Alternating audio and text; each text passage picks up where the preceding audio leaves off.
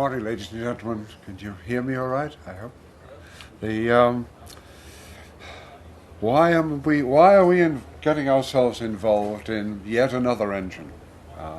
You'll have seen dozens of them, and they pop up and they pop back down again. And mainly because there is a conceit amongst overhaul companies and amongst aviation people in general that, you know, hell, I can build a better engine than that. You know, as an engine overhaul shop and as somebody who's been involved in aviation for, I hate to say it, almost 54 years, then I am sensitive to the fact that the trend is to diesel.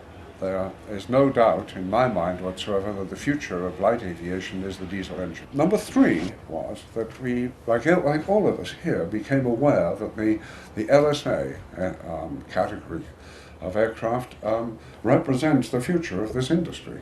Without it, then we would have declining sales, declining pilot numbers, declining revenues. So the LSA is definitely the way to go. And so we asked the LSA manufacturers, what would your ideal power plant be? Well, they, being as conscious as we are of the future in the diesel engine, said, well, what we'd actually like to do is we would like to have an engine that produces 100 horsepower and it weighs 70 kilos, yeah? About 150 pounds, so to say. What is it? Well, first of all, those things that you see on the side of it, the big black things that look like large rocket covers, they're not actually rocket covers at all. They cover crankshafts.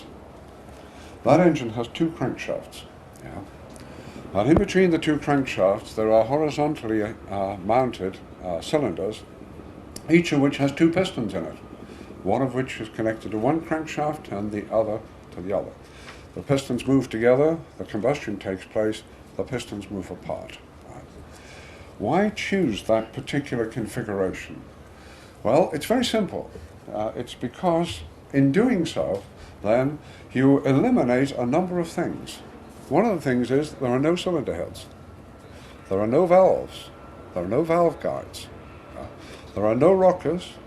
There are no push rods. There's no camshaft. And there's no cam followers.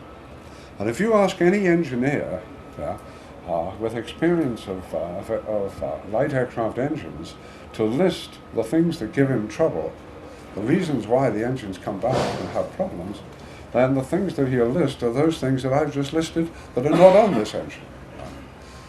There are 40% fewer parts in that engine, and something like, I think it's about 32% reduction in weight by comparison with comparable 100 horsepower engines. If you look at the underneath it, it has a supercharger, and the reason for that is because it won't work without it.